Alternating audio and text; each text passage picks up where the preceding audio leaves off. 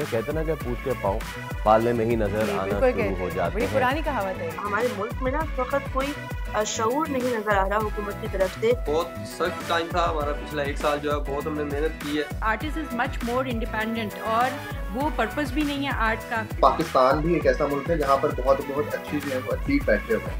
How to differentiate between a licensed practitioner and obviously quacks.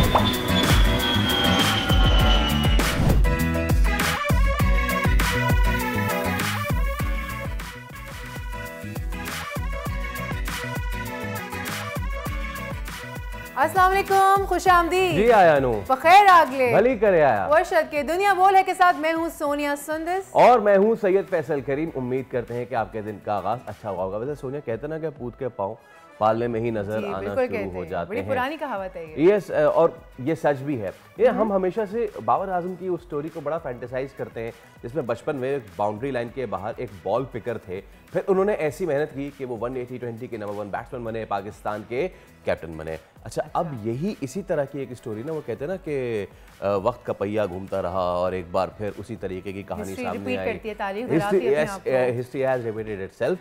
और पड़ोसी मुल्क श्रीलंका से एक ऐसे ही वीडियो हमारे सामने आई। पहले आपको ये दिखाते हैं। एक टेस्ट मैच हो रहा था श्रीलंका का, उसके बाउंड्री के बाहर ये खेल रहा था, तो बहुत ही मारूफ इंग्लिश कमेंटेटर है टोनी ग्रेग, उन्होंने अपनी कमेंट्री के दौरान इस बच्चे को कुमार संगकारा जो है लेजेंडरी श्रीलंकन बैट्समैन, उनसे मुशाबहत दी। फिर उसके बाद हुआ क्या सोनिया साहबा? उसके बाद ये हुआ कि ये बच्चा वो वक्त का पहिया घूमा घूमा घूमा और एक दिन ये गया अपनी माँ के पास, बोला माँ मैं पास हो गया। अब ये बच्चा श्रीलंका अंडर 19 टीम में आ चुका है और उसने वहाँ खेलते हुए सेंचुरी भी स्कोर कर डाली है। नाम है इनका शान मुगनाथन शारजन और इन्होंने देखे एक छोटे से बच्चे का सफर और सेम वही शॉट्स, सेम वही styles. So yes, there is a will there is a way. मेहनत की आगे बढ़ गए। तो भाई मेहनत ऐसे करे कि फिर दुनिया देखे, बीच में ब्रेक ना ले, मेहनत करते रहे, the pump that you know. तो इससे आप पूछ रही थी मॉरल ऑफ द स्टोरी। भाई मॉरल ऑफ द स्टोरी फिर ये है कि टैलेंट जो है ना वो सामने आ जाता है, उसको निखारने की बहुत ज़्यादा ज़रूरत है। यहाँ पे उन लोगों को भी बहुत ज़्यादा क्रेडिट देना चाहिए जो इस टैलेंट को यहाँ तक लेकर आए, निखारा, नरिश किया और फिर प्लेयर बनाया। तो जनाब चलते हैं अब बड़ी खबर की जानिब। बहुत हुआ झूठ फैलाना, फेक न्यूज़ फैलाई तो अब पड़ेगा जेल जाना। हुकूमत ने फेका एक्ट में तरमीम की तैयारी कर ली। डिस इन्फॉर्मेशन पर 5 साल कैद, 10 लाख तक जुर्माने की सजा होगी। लेकिन खबर के असल या नकल होने की तस्दीक का तरीक़ाकार क्या होगा, प्रोग्राम में तफसील से बात होगी। क्रिकेट फैंस के लिए डबल ट्रीट, कौमी टीम ने जिम्बाब्वे को हरा दिया। ब्लाइंड क्रिकेट टीम ने भी बड़ा मार्का असर कर दिखाया। एक बार फिर आलमी चैंपियन का एजाज पाकिस्तान के नाम। सब्ज हिलाली परचम सर बुलंद करने वाली ब्लाइंड टीम के कप्तान और नायब कप्तान आज होंगे दुनिया बोल है में हमारे मेहमान। जरा नम हो तो ये मिट्टी बड़ी जरखेज है साकी।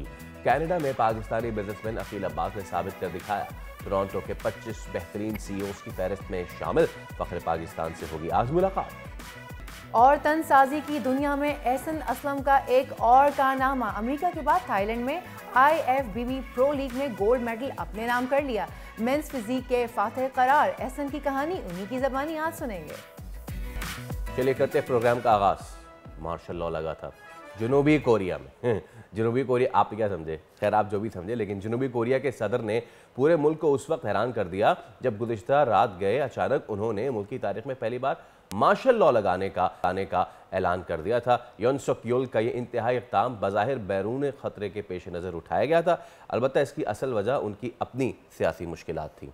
रात के ख़िताब में उन्होंने अपोजिशन की जानिब से हुकूमत मुखालिफ रवैये का जिक्र किया और फिर कहा कि वो मार्शल लॉ नाफिज कर रहे हैं ताकि तबाही फैलाने वाले रियासत मुखालिफ अनासर को कुचला जा सके। एब्सोल्युटली। उनके ऐलान के तहत फ़ौज को इख्तियारात सौंप दिए गए और कानून नाफिज करने वाले इदारों के अहलकार बशमूल फ़ौज और पुलिस कौमी असम्बली की इमारत के बाहर तैनात कर दिए गए, जिसकी छत पर हेलीकॉप्टर्स को उतरते हुए भी देखा गया। मुकामी मीडिया ने दिखाया कि असला बरदार फौजी एहलकार मास्क पहने असेंबली की इमारत में दाखिल हुए। असेंबली के अमले ने आग बुझाने वाले आलात की मदद से उनको रोकने की कोशिश की, यानी रेजिस्टेंस हुई। और रात गए मुकामी वक्त के मुताबिक तकरीबन 11 बजे फौज ने मुजाहिरों, पार्लियामेंट और सियासी गिरोहों की हरकत पर पाबंदी और मीडिया को हुकूमती कंट्रोल देने का हुक्म जारी किया, जिसके बाद हज़ारों लोग पार्लियामेंट के बाहर एहतजाज के लिए जमा हो गए। और अपोजिशन के जो अरकान थे असम्बली मार्शल लॉ ख़त्म करवाने के लिए एमरजेंसी वोट देने पहुंचे। चंद ही घंटों के अंदर शिकस्त खुर्दा सदर को पार्लियामेंट के वोट तस्लीम करते हुए मार्शल लॉ ख़त्म करने का हुक्म जारी करना पड़ा।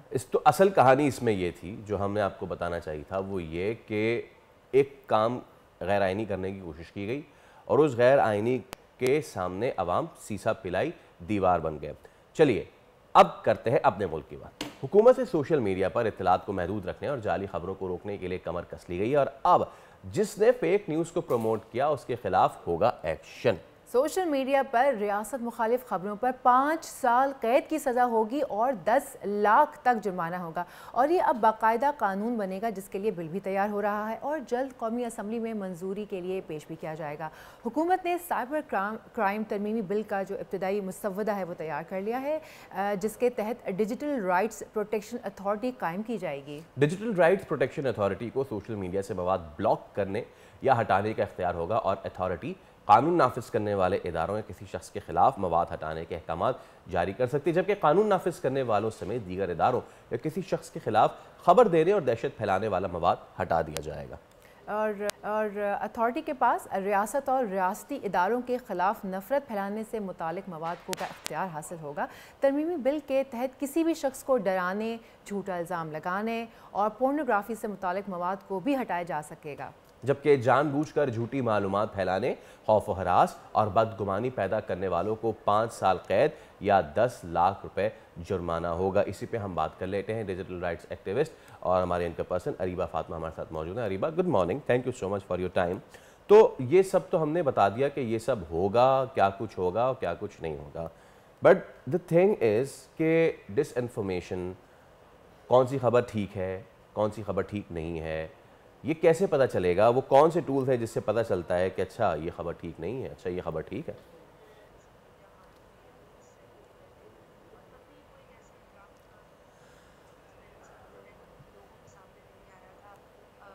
Okay, I think there is a grave issue right now that we are facing और ऑडियो का Areeba we can't hear you, हम आपको थोड़ा सा भी नहीं सुन सकते। हम we would love to hear you but we are trying at our end to solve this issue। तो हाँ, खैर दोबारा से वही बात, और डिजिटल राइट्स जो प्रोटेक्शन अथॉरिटी है वो किस तरीके से काम करेगी। लेकिन ये बड़ा अच्छा इनिशिएटिव है जो लिया गया है, क्योंकि आप देखें ना, ये एक ऐसी चीज़ है जो कि फैलती चली जा रही है। इसको ये ख़त्म करना बड़ा ज़रूरी है। अगर उन्होंने 10 लाख जुर्माना भी लगाया, कैद भी लगाई है, होपफुली अगर इसके ऊपर इम्प्लीमेंट हो जाता है ये चीज़ें तो बहुत अच्छा हो जाएगा। ये चीज़ें पहली बार नहीं हुई है ना। अब इसमें एक बहुत बड़े जो स्टेक होल्डर हैं वो हम जर्नलिस्ट हैं, और बहुत सारे जो साफ़ी बरादरी है उसका ये भी मानना है कि ये कहीं हमें दबाने की कोशिश तो नहीं है। तो इस पे गवर्नमेंट को स्टेक होल्डर को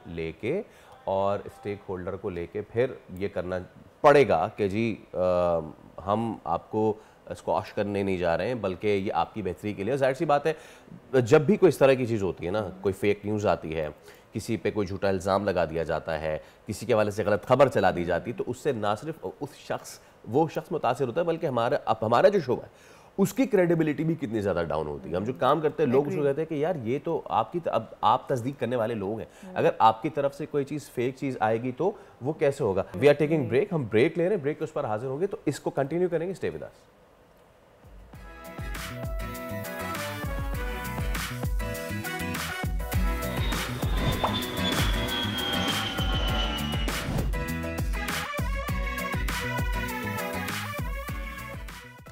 चलिए एक बार फिर आपको कहते हैं खुशामदीद, and let's continue with the discussion कि हुकूमत पीका के एक्ट में तरमीम करने जा रही है, तब्दीलियाँ करने जा रही है। अब उससे कितना फ़ायदा होगा और जर्नलिस्ट बरादरी या फिर इंफॉर्मेशन ब्रॉडकास्टर्स जो हैं उनको क्या जो खदशात है वो लायक। Areeba Fatima is with us. Okay Areeba, I hope we are third time lucky, so please continue with what we are saying, adding to the question के क्या इसमें एक इंफॉर्मेशन देने वाले के जो राइट्स हैं वो क्या होंगे, और ऐसा तो नहीं है कि वो बिल्कुल ही उनको दबा दिया जाएगा जैसे बहुत सारे लोग सोच भी रहे हैं। जी फैसल, आपने बहुत अच्छी बात की। असल में ये कोई नया नया पॉलिसी नहीं है या ये कोई नया तरीका नहीं है पीका को अमेंड करने का। 2020 में भी एक ड्राफ्ट इस तरह का सर्कुलेट किया था ऑनलाइन सोशल मीडिया हार्म्स के हवाले से, और वो ड्राफ्ट भी इसी तरीके से लैक ऑफ ट्रांसपेरेंसी की वजह से हाउस टू हाउस घूमता रहा पार्लियामेंट के अंदर ही, और कभी उसकी सही से क्रिटिक नहीं हो सकी और वो पास भी नहीं हुआ। तो इस तरीके से कई दफ़ा ये हुआ है, और डिजिटल राइट्स एक्टिविस्ट से लेके पॉलिटिशियन से लेके ऑपोजिशन से लेके कई लोगों ने इसके खिलाफ बात भी की है। असल में देखिए, हमारे मुल्क में ना इस वक़्त कोई शऊर नहीं नज़र आ रहा हुकूमत की तरफ से कि उन्हें समझ भी आता हो कि फेक न्यूज़ है क्या, मिसइन्फॉर्मेशन क्या है, डिसइन्फॉर्मेशन क्या है, इन्फॉर्मेशन पैरिटी क्या चीज़ होती है, इन्फॉर्मेशन को अवेलेबल करना, ट्रांसपेरेंसी, ये तमाम चीज़ें इस वक़्त हम देख रहे हैं कि सबका फुकदान है। तो अभी इस वक़्त ट्रस्ट नहीं है हुकूमत के अच्छा अंदर। Areeba, we would continue with that. Program में बाकी चीज़ें भी हैं, लेकिन अभी हम ले रहे हैं ब्रेक, उसके बाद हाजिर होंगे। Stay with us.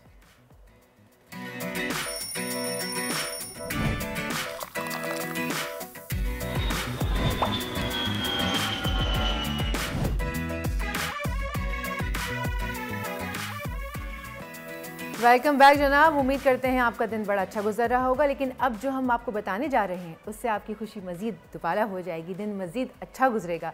Blind T20 world cup का ताज पाकिस्तान के सर सज गया है। पाकिस्तान पहली बार ब्लाइंड T20 क्रिकेट का आलमी चैंपियन बन गया है।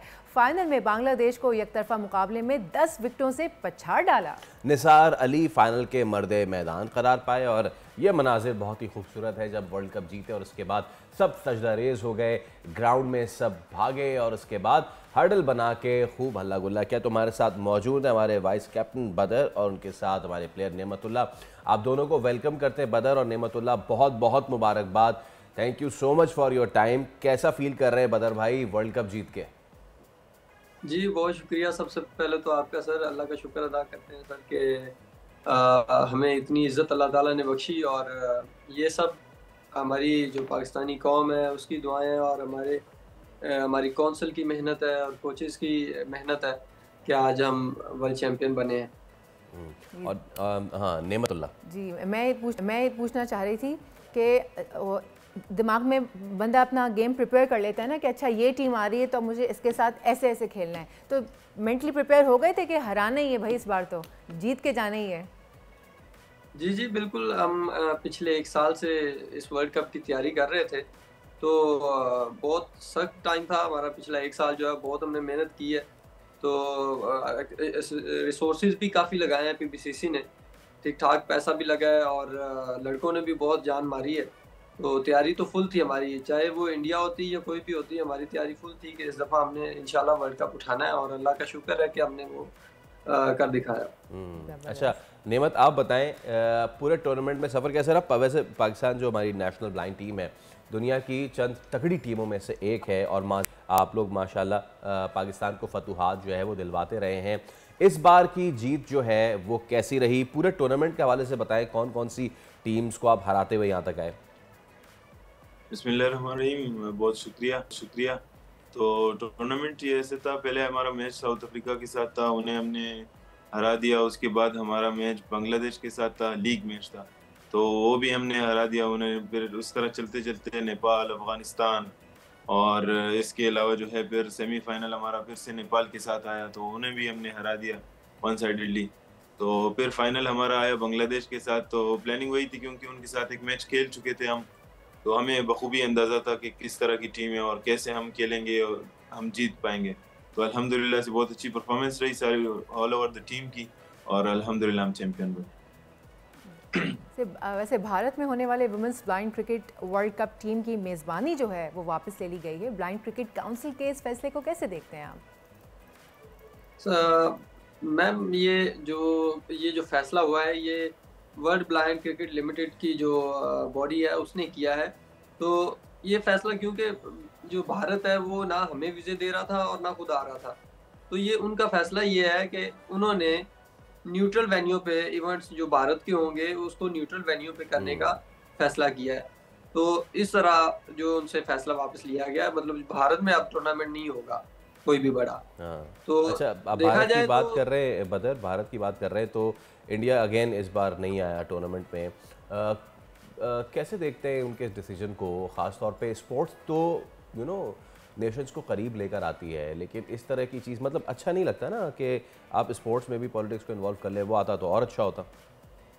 डेफिनेटली सर, अगर इंडिया आता तो गेम जो और ज़बरदस्त होती। इंडिया चूँकि एक अच्छी टीम है, one of the best team है, जो दुनिया की जो 2 बेहतरीन टीमें हैं उनमें से उनका शुमार होता है उनमें।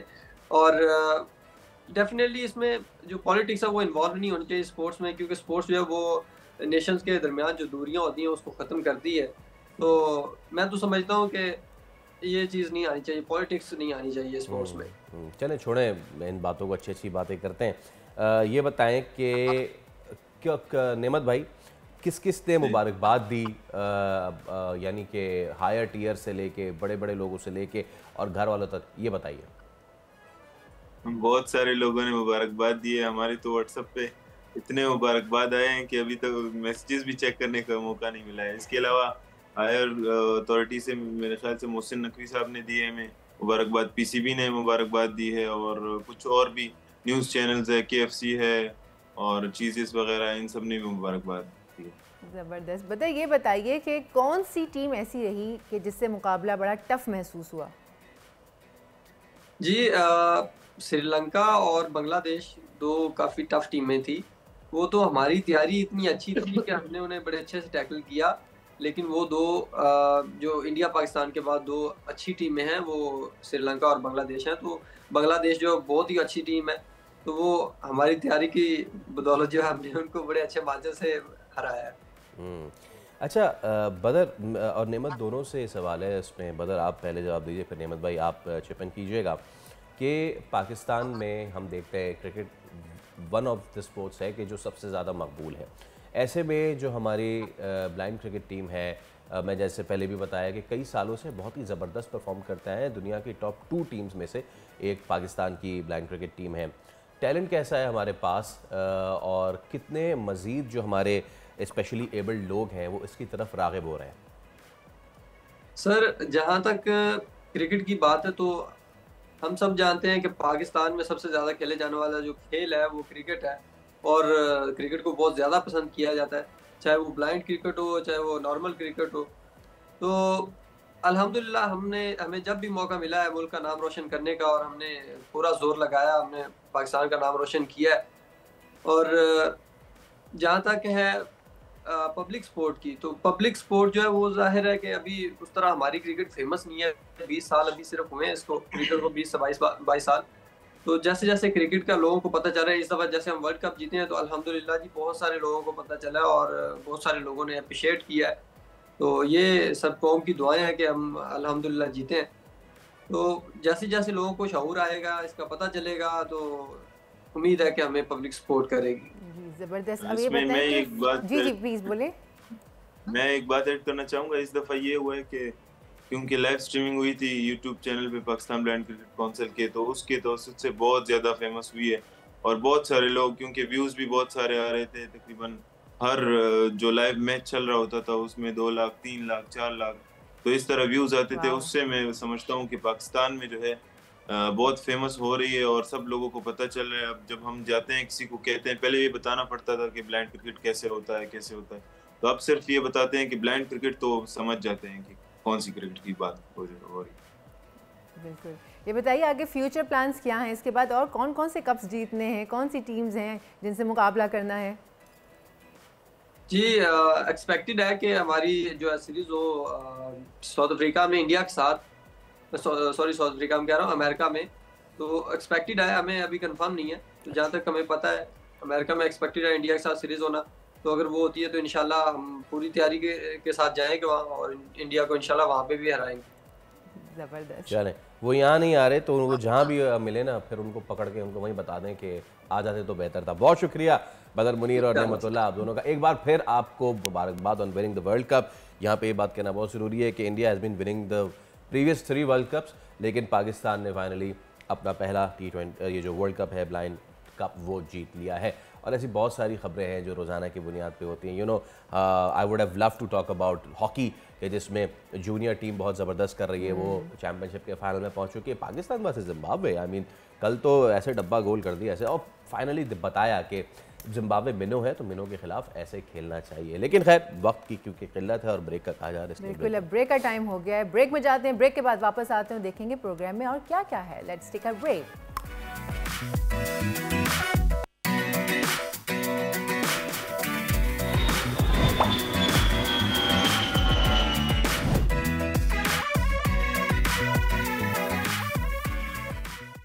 वेलकम बैक जनाब। फैसल, अभी हम क्या दिखाने वाले हैं, कुछ खास? All right, the next guest in our show is एक ऐसी आर्टिस्ट हैं कि जिन्होंने मुल्क का नाम पूरी दुनिया में रोशन किया हुआ है। आज हम आपकी मुलाकात करवाने जा रहे हैं कंटेम्प्रेरी आर्टिस्ट्स जो हैं दुनिया के, उनमें से one of the finest that is Ayesha Khalid. और अच्छी बात ये पाकिस्तानी है। आयशा ने ट्रेडिशनल मिनिएचर पेंटिंग में ग्रेजुएट किया नेशनल कॉलेज ऑफ आर्ट्स से, और उसके बाद उन्होंने एम्स्टरडैम से जो है अपनी पोस्ट ग्रेजुएट जो है स्टडीज़ की, जिसके बाद Ayesha is a distinguished women artist, educationalist, agriculturist और क्यूरेटर हैं। और आयशा खालिद जो हैं वो कंटेम्प्रेरी आर्ट में एक लीडिंग फिगर हैं। सबसे अच्छी बात यह है कि नियो मिनिएचर मूवमेंट है 1990 से वो जारी इस दुनिया में, और उसको आयशा जो है she is leading from the front. और पाकिस्तान की जो मिनिएचर पेंटिंग है उसको वो पूरी दुनिया में ना सिर्फ ये कि फ़रोग़ दे रही हैं बल्कि उसको नई जहत से मुतारिफ़ करवा रही हैं। आयशा का जो काम है ना वो सबसे ज़्यादा इस वक्त पूरी दुनिया में फैला हुआ है, जिसमें आयशा की जो काम है वो है दुनिया के चंद प्रेस्टीजियस जो हाउस ऑफ आर्ट्स है उनमें उनकी नुमाइश हो रही है, जिनमें Seattle art museum Washington, King Abdul Aziz center for world culture, इसके अलावा जेंगजिन म्यूज़ियम अबू धाबी, और Australia, Canada, Hong Kong. I can take the names और वो नाम आते जाएंगे और ख़त्म नहीं होगा आयशा का काम। तो आयशा खालिद आज हमारी मेहमान। अस्सलाम वालेकुम आयशा, सबसे पहले तो बहुत शुक्रिया आप तशरीफ़ लाए हमारे शो में। It's been a pleasure hosting you. और माशाल्लाह से मैं अभी I was just going down, अब मैंने थोड़े से मुमालिक बताए हैं, इसमें शारजा भी है, इसमें यूके भी है, इसमें जापान भी है, इट्स अ होल लिस्ट। सो कैसा लगता है कि जब बीइंग अ पाकिस्तानी आपका आर्ट पूरी दुनिया में ना सिर्फ कबूल किया जाए बल्कि वो आर्ट आपके मुल्क की पहचान बन जाए? वालेकुम अस्सलाम जी। बहुत अच्छा लगता है ये जो सवाल आपने पूछा है, ये काफ़ी एक अहम सवाल है जो लोग पूछते हैं मुझसे। तो ये है कि जो आर्टिस्ट है उसकी जो सबसे बड़ी रिकग्निशन ही यही है कि कहाँ दुनिया में उस मिले, लोग समझ आर्ट को और उसको शेयर करें। तो वो अल्लाह का शुक्र है कि मुझे अल्लाह ताला का बड़ा करम है कि उन्होंने मुझे इतना इज़्ज़त दी कि तकरीबन दुनिया के हर बड़े म्यूज़ियम्स में और प्लेटफॉर्म्स पे मेरा काम जो है उनकी कलेक्शन भी है, कमीशन भी किया मैंने उनके लिए, और मैंने एग्ज़िबिट भी किया है हर जगह पे। तो बड़ा खुशी होती है कि अपने मुल्क का नाम, एक जो कि बहुत ज़रूरत भी है हमें, और एक सॉफ्टवेयर इमेज अपने मुल्क का कि यहाँ पे किस तरह का आर्ट प्रोड्यूस होता है, किस तरह के लोग हैं, हमारा कल्चर क्या है। क्योंकि आर्ट जो है वो सिर्फ आपके बारे में, आर्टिस्ट के बारे में नहीं बताता, वो उस पूरी जगह के बारे में होता है कि जहाँ से आप बिलोंग करते हैं, उस कल्चर के बारे में, ट्रेडिशंस के बारे में, रिलीजन के बारे में। तो वो एक जो एक इमेज जाता है वो एक बहुत ही इम्पॉर्टेंट चीज़ है, मुझे लगता है, जो अचीवमेंट मुझे भी। एब्सोल्युटली। आयशा ये बताइए, कंटेम्प्रेरी आर्ट ये बड़ा टफ होता है और हर कोई इसको समझता भी नहीं है। आपको कैसे शौक ये आया कि मैं कंटेम्प्रेरी आर्ट में जाऊँ, और कब से आप ये कर रही हैं? जी मुझे तो 30 साल हो गए हैं तकरीबन काम करते हुए और इवॉल्व करते हुए। और कंटेम्प्रेरी आर्ट एक्चुअली कोई भी जब हम उसको लेके और उसको इवॉल्व करते हैं और टाइम के साथ जब वो नई जहत, जो नई कंटेम्प्रेरी टाइम होता है उसके साथ जब वो मैच करता है तब भी उस है। अगर आप वही देखें, मैंने अगर मिनिएचर पेंटिंग सीखी थी तो वो एज ए टेक्निक सीखी थी। उस ज़माने मुग़ल मिनिएचर होता था जो बादशाहों के कोर्ट पेंटिंग्स के लिए होता था, अपॉइंट करते थे आर्टिस्ट को कि वो हिस्ट्री को तस्वीरी शक्ल में लिखे, क्योंकि उस वक्त फ़ोटोग्राफ्स नहीं होती थी, वीडियोस नहीं होती थी, तो वो इस तरह से स्टोर। अब जो है, अब तो हमें वो नहीं है, artist is much more independent, और वो पर्पस भी नहीं है आर्ट का। तो आर्टिस्ट वो उसकी अपनी जो सोच होती है, जर्नलिज्म है, उसमें जो भी आपकी न्यूज़ होती है, न्यूज़ के साथ आप अपनी एक जो पॉइंट ऑफ व्यू होता है वो भी आप दे रहे होते हैं।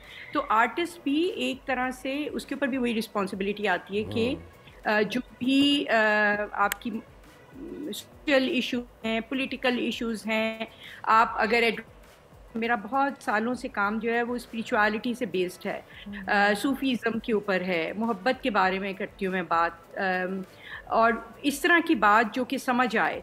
तो मेरा ख्याल है उसको जिस नए अंदाज से करना ने को कंटेम्प्रेरी कहते हैं।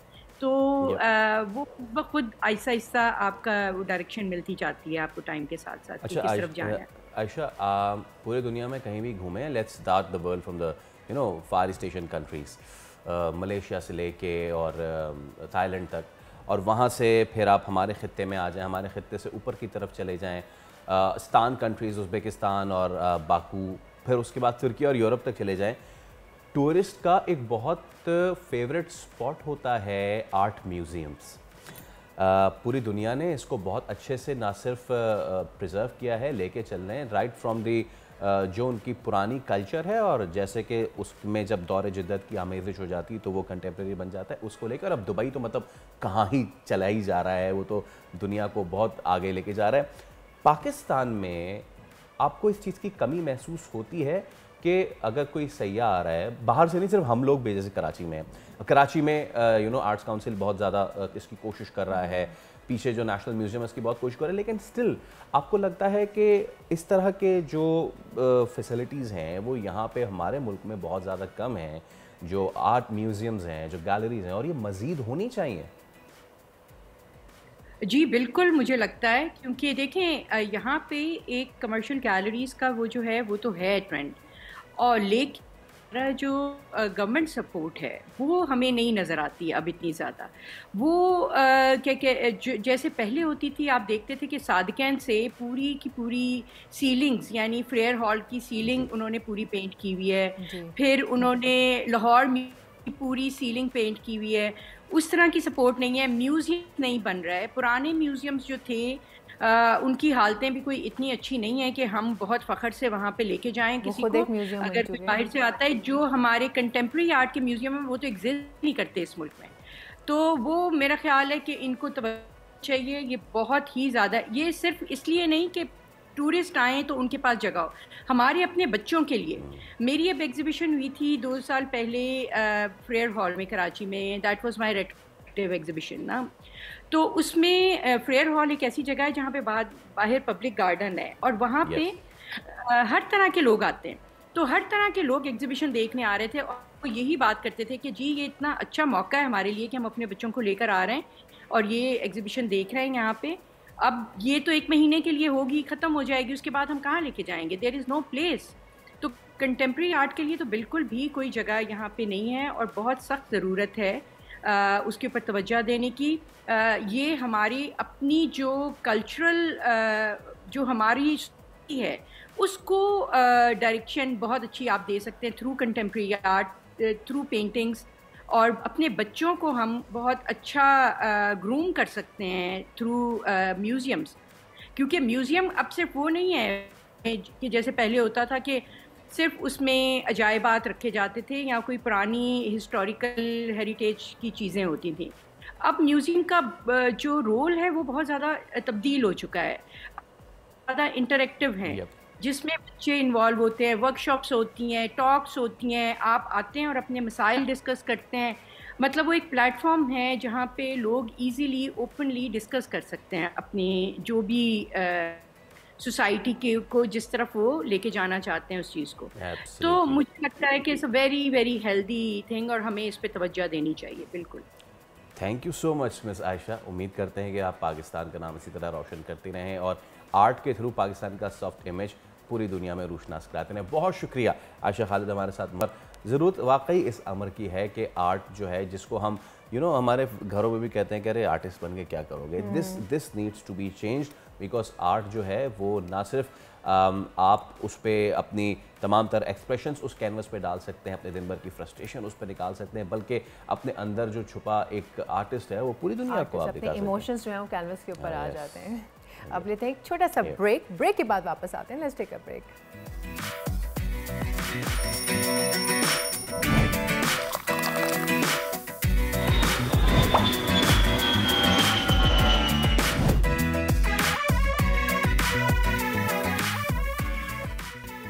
वेलकम बैक जनाब, एक मरतबा फिर आप सभी को खुशामदेद। बात कर लेते हैं अब वेदर अपडेट्स की। मुल्क के बेशतर इलाकों में मौसम खुश्क और सर्द रहेगा, जबकि शुमाली इलाकों में शदीद सर्द रहने का इम्कान है। आज सुबह के वक्त लाहौर, शेखुपुरा, कसूर, हाफसाबाद, नारोवाल, गुजरावाला, फैसलाबाद, जंग, मुल्तान, साहिवाल, भावलपुर और गर्दनवा में शदीद धुंध रही। सिंध की अगर बात करूं तो सिंध में सक्खर, कश्मोर, जैकबाबाद, लाड़काना, शौदात कोट, दादू में सुबह के वक्त धुंध रही है, जबकि बलूचिस्तान में सुबह मौसम सर्द, लेकिन फिल वक्त बारिश का कोई इम्कान नहीं है और ना ही बर्फ़बारी का। अगर हम अहम शहरों की दर्जे हरारत की बात करें तो कराची में सर्द हवाओं के साथ साथ मिनिमम टेम्परेचर 16 और मैक्सिमम टेम्परेचर जो है वो 30 तक जाने का इम्कान है। बात करते हैं अगर हैदराबाद की, तो हैदराबाद में मिनिमम टेम्परेचर जो है वो 17 और मैक्सिमम टेम्परेचर 29 रहेगा। और अब बात करते हैं मीरपुर ख़ास की, तो मीरपुर ख़ास में मिनिमम टेम्परेचर 15 और मैक्सिमम टेम्परेचर 29 डिग्रीज तक रहने का इम्कान। लेकर चलते हैं आपको नवाबशाह की जानिब। नवाबशाह में minimum temperature as you can see 15 और मैक्सिमम टेम्परेचर 28 डिग्रीज तक रहने का इम्कान। लाड़काना में मिनिमम टेम्परेचर रहेगा 15 और मैक्सिमम तक जाएगा 28 डिग्रीज। बात करते हैं गवादर की। गवादर में अच्छा खुशगवार मौसम है, ठंडी हवाओं का राज बरकरार है। मिनिमम टेम्परेचर 19 और मैक्सिमम टेम्परेचर 29 डिग्रीज तक रहेगा। लेकर चलते हैं अब आपको कोयटा में मिनिमम टेम्परेचर जो है वो 1 है और मैक्सिमम टेम्परेचर 14 डिग्रीज तक है। बात करते हैं मुल्तान की अगर, तो मुल्तान में मिनिमम टेम्परेचर 12 और मैक्सिमम टेम्परेचर 23 डिग्रीज रहेगा। लेकर चलते हैं आपको लाहौर में मिनिमम टेम्परेचर जो है वो 9 होगा और मैक्सिमम टेम्परेचर 23 डिग्री तक जाने का इम्कान। फैसलाबाद की बात करूं तो फैसलाबाद में मिनिमम टेम्परेचर 12 और मैक्सिमम टेम्परेचर 25 डिग्रीज तक जाने का इम्कान है। शहर इक़्तिदार यानी कि इस्लामाबाद में मिनिमम टेम्परेचर 8 और मैक्सिमम टेम्परेचर 28 डिग्री तक जाएगा। बात करते हैं पेशावर की, तो पेशावर में मिनिमम टेम्परेचर 6 और मैक्सिमम टेम्परेचर 24 डिग्रीज। मुजफ्फराबाद में आज मिनिमम टेम्परेचर अब बात करते हैं पेशावर में मिनिमम टेम्परेचर 6 और मैक्सिमम टेम्परेचर जो है वो 24 तक जाने का इम्कान है। बात कर लेते हैं स्कर्दू की, तो स्कर्दू में मुजफ्फराबाद में मिनिमम टेम्परेचर 7 और मैक्सिमम टेम्परेचर 23 डिग्रीज तक जाएगा। और अब नेक्स्ट सिटी देखते हैं कौन सा है, स्कर्दू में होगा भाई -9 मिनिमम टेम्परेचर और मैक्सिमम जाएगा 2 तक खाली। और ये थी आज की वेदर अपडेट्स। सो चलते हैं आप प्रोग्राम के बक़िया हिस्से की जानिब। Faisal, over to you. हमारे पास भी है कब भाईजान हम भी ब्रैग कर सकते हैं। खैर, अब ज़रा अगले सेगमेंट की जानिब बढ़ते हैं। पाकिस्तानी जो एथलीट्स हैं वो अनथक मेहनत और जज्बे से मुल्क और कौम का नाम रोशन करने में मसरूफ़ हैं। और लेटेस्ट डेवलपमेंट ये हुई है कि एहसन असलम ने थाईलैंड में मुनक़िदा इवेंट में मेंस फिज़ीक में गोल्ड मेडल अपने नाम किया है। चैम्पियनशिप में दुनिया भर से कितने एथलीट्स थे, कौन कौन से ममालिक इसमें शामिल थे, तो ये हम जान लेते हैं। हमारे साथ मौजूद हैं एहसन असलम जो कि चैम्पियन हैं। एहसन, सबसे पहले तो गुड मॉर्निंग, अस्सलाम वालेकुम। एक बार फिर बहुत बहुत मुबारकबाद आपको। और एक और सोरे कहिए ना, विनिंग हैबिट जब बन जाती है एक इंसान की तो फिर उसको जीतना ही जीतना बड़ा ज़बरदस्त लगता है। तो एहसन, इस चैम्पियनशिप के बारे में बताइए, हाउ टफ वाज दैट, कितने ममालिक इसमें पार्ट ले रहे थे? सर ये ऑल ओवर द वर्ल्ड से यहाँ पर लोग आए हुए थे। नाइस। बेसिकली ये प्रो क्वालिफायर राउंड था, तो यहाँ पर सिर्फ वही लोग पार्टिसिपेट कर सकते हैं जो कि क्वालिफाई कर आते हैं। तो इससे कबल जो है वो मैंने 1 महीना पहले यूएसए के अंदर जो है वो इससे पहले वाला राउंड जो था वो क्लियर किया था।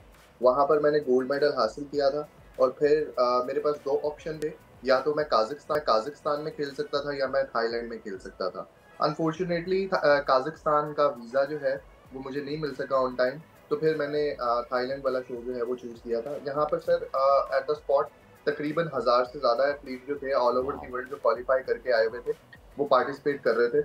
अच्छा, आपने ये तो बताया कि 1000 से ज़ायद जो प्लेयर्स थे वो आए थे कम्पीट करने के लिए। अब ऐसे में पिछले कई सालों में पाकिस्तानी जो फिज़ीक एथलीट्स हैं वो बड़ा ज़बरदस्त कर रहे हैं। आप हो गए, रमीज़ भाई हो गए, मतलब बहुत सारे नाम ऐसे हैं कि जो दुनिया में जाके नाम रोशन कर रहे हैं। तो ऐसा क्या हुआ पिछले कई सालों में कि जो नौजवान जो हैं वो इसकी तरफ राग़िब भी हुए और फिर उनको अवेयरनेस भी हुई, वो बाहर जाके खेलने भी लगे? सर पहले ना इंटरनेशनली हमारी परफॉर्मेंस जो थी वो इतनी कुछ अच्छी नहीं थी पिछले गुज़िश्ता कुछ सालों से, और हमारे दिलों में ना बेसिकली डर भी डाल दिया गया था कि इंटरनेशनली एथलीट्स के साथ जो है वो शायद पाकिस्तान कम्पीट नहीं कर सकते, क्योंकि यहाँ पर एक तो स्पॉन्सर्स नहीं है और दूसरी बड़ी वजह ये है कि यहाँ पर प्रॉपर ट्रेनिंग वगैरह जो है वो नहीं दी जा रही थी। तो ना ही हमें पता होता था कि वहाँ पे जाके परफॉर्म कैसे करना है, ऊपर से टिकट्स वगैरह के अखराजात जो थे वो बहुत ज़्यादा थे। लेकिन पिछले कुछ 2-3 साल से जो है वो चीज़ें बेहतर हुई हैं। आपको थोड़े बहुत स्पॉन्सर्स जो है वो मिलना शुरू हुए हैं। इंटरनेट ने जो है वो थोड़ी हेल्प की है, लोगों को अवेयरनेस दी है कि आप किसी भी बेशक कंट्री से हो, आप दूसरे ममालिक में जाकर जो है वो परफॉर्म कर सकते हो। There are obviously some requirement जो कि आपको फुलफिल करनी होती हैं, कुछ फीसेस जो है वो पे करनी होती हैं, लेकिन और आने वाले सालों के अंदर हो सकता है, पॉसिबिलिटी भी है कि ये मजीद इम्प्रूवमेंट की तरफ जाए और इंटरनेशनल जो शोज जो है वो दूसरे मुल्कों में जहाँ पे करवाए जा रहे हैं, हमारी कोशिश यही है कि वो पाकिस्तान में भी आए और पाकिस्तान के अंदर जो है दूसरे ममालिक से लोग जो हैं वो आके पार्टिसिपेट करें। तो कोशिश तो जारी है सर, और लेकिन ये तभी पॉसिबल हो सकेगा कि जब पाकिस्तान के अंदर से कुछ एथलीट्स जो है वो इंटरनेशनल सतह के ऊपर जाकर जो है वो परफॉर्म करें और अपना नाम बनाए, ताकि लोगों को इंटरनेशनल स्टेटस के ऊपर ये पता लग सके कि पाकिस्तान भी एक ऐसा मुल्क है जहाँ पर बहुत बहुत अच्छी जो है वो एथलीट बैठे हुए हैं। तभी ये पॉसिबल होगा कि बाहर से भी लोग जो है वो यहाँ पर आके पार्टिसिपेट करेंगे और बाहर की फेडरेशन जो है वो यहाँ पर शो ऑर्गेनाइज करवाएंगी। चलिए अभी हमें ब्रेक ले रहे हैं, ब्रेक के बाद हाजिर होंगे तो एक बहुत अनोखा टॉपिक आपके साथ शेयर करेंगे। स्टे विद अस।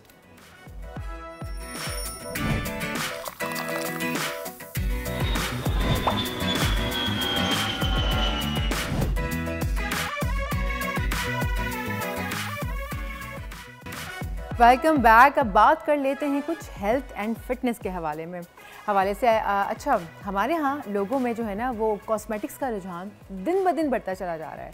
आप देखें अब तो जिस तरह टेलर्स एक गली में 3 हुआ करते थे, अब इसी तरह एक गली में 3 एस्थेटिक्स के और डर्मेटोलॉजिस्ट बैठे। मैं तो कभी आपको नहीं पता?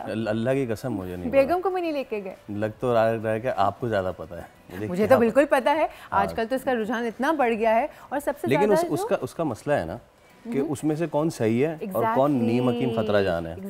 इसलिए मैं नहीं जा रहा। हाँ सही कर रहे हैं वैसे आप, क्योंकि ऐसे लोगों को पकड़ना भी ज़रा मुश्किल है ना कि कौन रियल है या कौन सिर्फ सर्टिफिकेट लेकर बैठा हुआ है या फिर कोई सिर्फ सैलून की खातून है वो भी वही कर रही हैं। तो इन तमाम सवालों के जवाब देने के लिए कौन है हमारे पास? Okay, we have today doctor Rameen Malik जो कि एस्थेटिक्स फिजिशियन है और उनको वेलकम करते हैं। अस्सलाम वालेकुम Ramin, thank you so much for your time. Okay, तो मैंने अपने इब्तदाइये में ही सवाल कर दिया है, how to differentiate between the quacks and the real one, क्योंकि बहुत सारे लोग अपनी, जिस तरह सोनिया ने कहा, जरा नहीं सदर में चीनी दंदान सास खोल के बैठे हुए, बिल्कुल उसी तरह अब इस फील्ड में भी बहुत सारे लोग आ गए जो कि सिर्फ पैसे नहीं खींचते आपके बटवे से, वो आपकी हेल्थ भी ख़राब कर रहे होते हैं। Do you agree to that? I definitely agree and I feel है कि ये पेशेंट का एक मतलब एक वर्क होता है, एक होमवर्क होता है, how to differentiate between a licensed practitioner and obviously quacks, I would say. तो ये पेशेंट का अपना एक होमवर्क होता है। आजकल तो I feel like everything is very transparent, everything is on social media. हमारे पास सब चीज़ें होमवर्क करके अगर पेशेंट जाते हैं किसी अच्छे डॉक्टर के पास जिनका एक क्लिनिकल सेटअप है, एवरीथिंग है, तो आई फील लाइक कि ये पेशेंट पे डिपेंड करता है कि वो कहाँ जा रहे हैं, कहाँ नहीं जा रहे हैं। जैसे कि there are lot of salons now providing Botox and fillers, so which is obviously they are performing not licensed practitioners नहीं कर रहे हैं। so ये patient पे depend कर रहा होता है। saturation बहुत है, but obviously there are good people as well who are doing amazing job in this field, and obviously there are quacks who are just causing harm to the patients. Yes, meanwhile we are live right now on Bold Breaking, our Facebook page, तो उस पर जाके आप रामीन से जो भी सवाल हैं वो कर सकते हैं। अगला सवाल तो सोनिया ही करेंगी। नहीं, आप अपना सवाल कर लें, फेसबुक तो आएगा अभी। फेसबुक में चेक करने लगी शायद नहीं, अभी नहीं आया। चलिए, वैसे हम कैसे ये पता लगाएंगे कि जी ये जो खातून बैठी हुई हैं ये सही काम करने वाली हैं या नहीं? उनसे उनके क्रेडेंशियल्स पूछ लें कि वो डॉक्टर हैं कि नहीं है। सबसे बड़ा प्रॉब्लम ये होता है हमारे यहाँ, चाहे हम बड़े से बड़े अस्पताल में भी चले जाएं या फिर हमने अपने या तो बेली फैट को जेल लगा के कम करना है या फिर हमने अपनी कोई भी बोटॉक्स या कोई भी चीज़ करनी है, हमारे यहाँ कल्चर कहाँ है पूछने का? सेब वाले से पूछ लेंगे कि अच्छा ये इतने का दे रहे हो तुम, लेकिन हमारे पास मोस्टली पेशेंट्स जो हैं वो चीप ट्रीटमेंट्स की तरफ भी जा रहे होते हैं। तो ये चीज़ जो है ना, आप पूछें कि आप डॉक्टर हैं कि नहीं हैं, आपने ये डिग्री कहाँ से की है, आपको कितना एक्सपीरियंस है इन सब चीज़ों में। अभी तो ऐसी अथॉरिटीज़ हमारे पास यहाँ पे आ गई हैं जो इसको रेगुलेट कर रही हैं। तो ये इस पे काम हो रहा है एंड आई फील लाइक कि विद टाइम जो है वो काफ़ी क्वैक्स को जो है वो ऑफिशियली बंद कर दिया जाएगा और there will be only licensed practitioners जो कि ये जो है ना ये चीज़ें प्रोवाइड करेंगे। बिल्कुल करना चाहिए। ये तो आप किसी की हेल्थ से, किसी के फेस से खेल रहे हैं ना। ये जितना कॉमन हो गया है, it has just become like a facial. जैसे हम जाके फेशियल्स लेते हैं, people are getting botox and fillers, but a lot of people don't know कि कॉम्प्लिकेशंस क्या क्या हो सकती हैं। आप इंजेक्ट तो कर देंगे, but the good doctor is someone जो कि जिसको ये पता हो कि मैंने कॉम्प्लिकेशन कैसे हैंडल करनी है। Do you get it? अगर पेशेंट को ब्रूज हो गया है तो वो मैंने कैसे हैंडल करना है, तो वो ऑब्वियसली इनको नहीं आएंगे। जैसे लॉन्स वाले होते हैं। फेसबुक पे सवाल आया नकाश अब्बास का, भाई कैसे पता लगाएं? ये जो हम कर चुके हैं वही सवाल है कि कौन सा एस्थेटिशियन जो है वो अच्छा है, जाली है कौन सा। मैं इसके साथ एक अपना एक्सपीरियंस शेयर कर देता हूँ विदाउट टेकिंग द नेम। मेरे प्रीवियस वर्क प्लेस पे आई हैड अ को-एंकर और उसको एक हफ्ते की छुट्टी लेनी पड़ी थी क्योंकि उसके जो अपर लिप था वो पूरा स्वेल हो चुका था और मैंने उसको बज़ाहिर स्वेल होते देखा था ड्यूरिंग द ट्रांसमिशन। सो ये इतना भी खतरनाक हो सकता है। I feel like lip filler is the most common filler that is happening nowadays, and a lot of patients come to me, like very young patients as well. इतना easily वो ये सब चीज़ें करवा लेते, but they don't know the complication. अब आप जो सिनेरियो बता रहे हैं, मोस्ट प्रॉब्ली इट्स स्वेलिंग या फिर बहुत अगर एक्सट्रीम केस पे जाएं तो it is called vascular occlusion. तो ये सब चीज़ें एक डॉक्टर ही डील कर सकता है। वो जो क्वैक्स हैं, कौन सी कॉम्प्लिकेशंस हो सकती हैं? Many.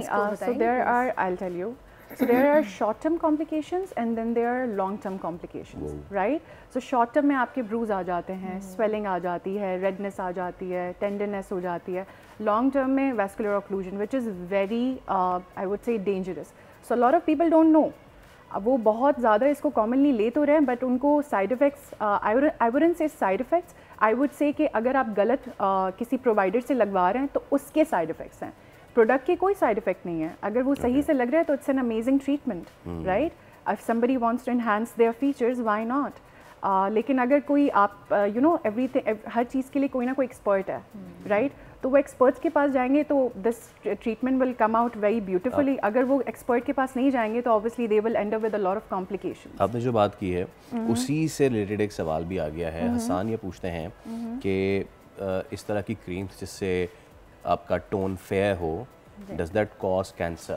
Adding to this question, कि आपने बात की कि अगर उसको सही से लगाया जाए, लेकिन उससे पहले डॉक्टर्स को तो जाके हम चेक कर सकते हैं कि उनके पास डिग्री है या नहीं है। हाँ, ऐसा ही। लेकिन प्रोडक्ट को कैसे चेक करें? बिकॉज वो आपका डॉक्टर चेक करता है। All ये आपके डॉक्टर का काम होता है to differentiate between a right product and obviously the fake product. There are so many fake products in the market. तो ये डॉक्टर का काम होता है। वही बात हमारी उसी टॉपिक पे आ जाती है कि doctor, if doctor is right और रॉन्ग, अगर वो if the doctor is right, that person will choose the right product for you.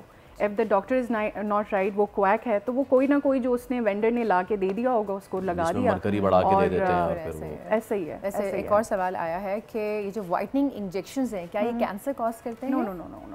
No. Cancer is something very extreme, ठीक है, और वो बहुत लॉन्ग टर्म पे होता है। कैंसर हमने बहुत कॉमन बना लिया है इसको, लेकिन वो लॉन्ग टर्म पे होता है। आईवी इन्फ्यूजन से कैंसर नहीं होता है। However, person needs to be completely healthy in order to get these IV injections. आपका लिवर ठीक होना चाहिए।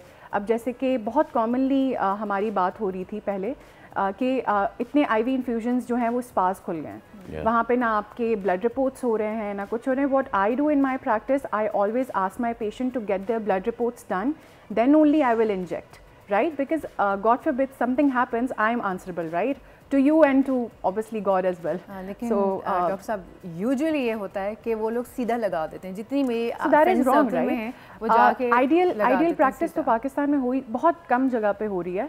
आइडियल प्रैक्टिस तो हो ही नहीं रही ना। You have to fill the form, you have to get your reports, आपकी LFT, आपके लिवर ठीक होना चाहिए, आपका किडनी ठीक होनी चाहिए, आपको कोई और डिसऑर्डर तो नहीं है, डायबिटीज़ तो नहीं है, आपको फैटी लिवर तो नहीं है। ये सब अगर आपका ठीक है, एक नॉर्मल एक बंदा है जो सिर्फ अपनी टैनिंग रिमूव करवाना चाह रहा है और एक अच्छा सा ग्लो चाह रहा है अपने फेस पे, then they can get these IV whitening injections, जिनको हमने नाम दे दिया है whitening, but they are not whitening, they are mostly brightening, right. So ये इंजेक्शंस होते हैं, ग्लूटाथियोन आपने सुना होगा, विटामिन C सुना होगा।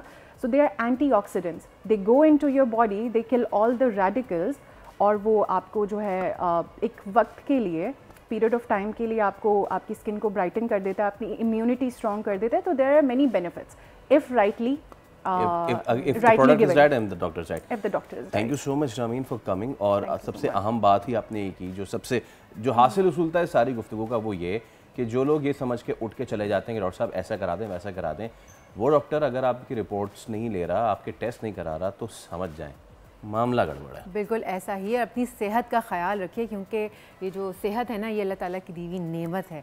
सो अब प्रोग्राम का वक्त ख़त्म हो गया है, मुझे और फैसल को दीजिए इजाज़त। कल फिर हाजिर होंगे, तब तक के लिए अल्लाह हाफ़िज़।